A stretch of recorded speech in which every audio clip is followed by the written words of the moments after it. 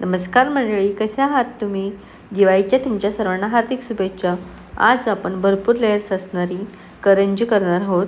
तिला पुडाची करंजी असे म्हणतात. खूप छान आणि खूपच टेस्टी लागते. करायला थोडीशी अवघड आहे, परंतु खूप छान आणि टेस्टी लागते. मी ते रवा भाजून घेतलेला आहे अर्धी वाटी आणि खसखस भाजलेली आहे. त्यानंतर 1 वाटी खोबरं मी भाजून घेत आहे. हे सर्व आपण भाजून घ्यायचं. आता आपण हे खोबरं आहे ते मिक्सरमध्ये बारीक करून घेऊया. हे पहा, या पद्धतीने मी बारीक करून घेतलेले आहे मिक्सरला खोबरं. आणि काजू बदाम भरपूर ड्रायफ्रूट्स टाकायचे आहेत, असे कट करून घेतलेले आहेत. आणि हे ड्रायफ्रूट्स आता आपण तुपावरती भाजून घेऊया. पहिल्यांदा मी छानपैकी बदाम फ्राय केले. बदाम फ्राय झाल्यानंतर काजू फ्राय केले. त्यानंतर मी हे खोबऱ्याचं जे बारीक वाटलेलं मिश्रण होतं त्यामध्ये 3 एवढ्या आकाराचे जे चमचे आहेत तेवढे मी पिठी साखर मिक्स केली.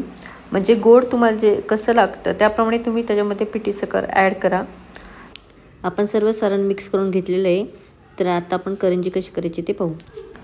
आता इथे मी पावशर मैदा घेतलेला आहे आणि त्यामध्ये मी थोडंसं चवीला मीठ टाकत आहे. त्यानंतर 2 चमचे तूप आपण कडकडीत गरम करायचं आणि त्याचं मोहन आपण ह्या पिठावरती द्यायचं आहे. ह्यामुळे काय होते की आपली करंजी हे खूप खुसखुशीत बनते. इथे पाहू शकता तुम्ही की ते मी सर्व या पिठावरती मोहन टाकून घेतलेलं आहे. आणि पहिल्यांदा गरम असतं त्यामुळे चमच्याने हलवायचं. आणि आता आपण व्यवस्थित मिक्स करून घेऊयात. तूप सर्व पिठाला छान चोळून घेतलं. असा मुक्का वळला की आपण समजावे की आपले इथे पीठ हे व्यवस्थित छान झालेलं आहे. आता ह्याच्यामध्ये 1 वाटी दूध टाकूया. थोडंच दूध टाकत आपण ह्याचा पीठ मळून घेऊयात. ह्या पद्धतीने मी पीठ मळलेलं आहे, तुम्ही पाहू शकता. आता आपण काय करायचं की तूप घ्यायचं आणि त्याच्यामध्ये कॉर्नफ्लॉवर टाकायचं आहे. इथे मी 2 ते 2.5 चमचे साठा छान तयार झालेला आहे. आता आपण जे पीठ मळलेलं आहे त्या पिठाचे 3 समान गोळे करूया. ह्या पद्धतीने तुम्ही पाहू शकता. आणि ते चपातीच्या सारखे आकाराचे करायचे, लाटवून घ्यायचे हे गोळे. आणि मग त्यावरती आपण आपला साठा लावून घेऊयात. प्रत्येक चपातीला व्यवस्थित असा साठा लावून घ्यायचा आहे. मी 3 चपात्यांवरती साठा लावून घेतला. आणि आता बघा, या पद्धतीने व्यवस्थित एकावरती एक ठेवायचं आहे आणि ह्याच्यामध्ये हवा राहून द्यायची नाही आहे. आता हे शेवटचं सुद्धा चपातीवरती मी लावून घेतले आणि आता व्यवस्थित सगळं हवा मी बाहेर काढत आहे. आणि थोडंसं लाटण्याने लाटून घ्यायचं, म्हणजे त्यामध्ये जी हवा असेल ती बाहेर निघून जाते. राहिलेला साठा ह्यावरती लावून घेतला आणि ह्या पद्धतीने वळकुटी करायची आहे.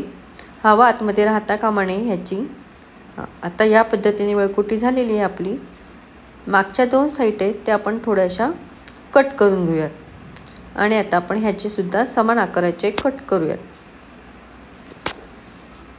आता आपण ह्यातला एक गोळा घ्यायचा आहे आणि तुम्ही पाहू शकता इथे मी कशा पद्धतीने करते. थोडासा दाबून वरच्या साईडला दाबायचं आहे असा. आणि आता आपण हे हलक्या हाताने लाटून घ्यायचं. हलक्या हाताने का लाटायचं की आपले जे करंजीचे लेयर्स आहेत ना ते खूप छान होतात, त्याच्यामुळे आपण हे हलक्या हाताने लाटून घेऊयात. या पद्धतीने लाटायचं आहे. आणि आता आपण भरपूर सारण भरायचं आहे. सारण भरताना अजिबात कंजूसी करायची नाही. खूप छान आणि असं मस्त असं भरपूर सारण भरलं की आपली करंजी ही खूप छान होते. खुळखुळा करायचा नाही. खुळखुळा म्हणजे काय की त्याच्यामध्ये खूपच सारण कमी असतं आणि ती करंजी तळली की एकदम असा खुळखुळ आवाज येतो. तसा आवाज येता कामा नये. भरपूर असं सारण भरायचं. ड्रायफ्रूट्स वगैरे किती छान दिसत आहे, तुम्ही ते पाहू शकता. आणि आता दोन्ही साईडनी दूध लावून घ्यायचं. आणि आता आपण हे करंजी एकावरती एक छान व्यवस्थित प्रेस करून घेऊयात. या पद्धतीने जर तुम्ही करंज्या केल्या तर तुमच्या करंज्या खूप छान खुसखुशीत होतात आणि म्हणजे खूपच टेस्टी लागतात. ड्रायफ्रूट्स असल्यामुळे करंजी आपली एकच नंबर लागते. हे पहा, या पद्धतीने आपण करंजी दाबून घेऊयात. तुम्ही इथे पाहू शकता मी किती सारण भरलेले आहे. असे सारण भरलेले करंजी खाण्यासाठी तर एकच नंबर लागते.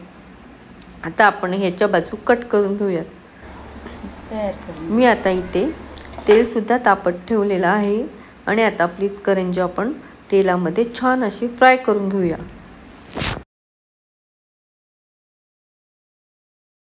तुम्ही ते पहा की आपण जशी जशी करंजी आपली फ्राय होत आहे तसे तसे ते लेयर्स किती छान सुटत आहेत। म्हणजे एक नंबर आपली इथे करंजी तयार झालेली आहे।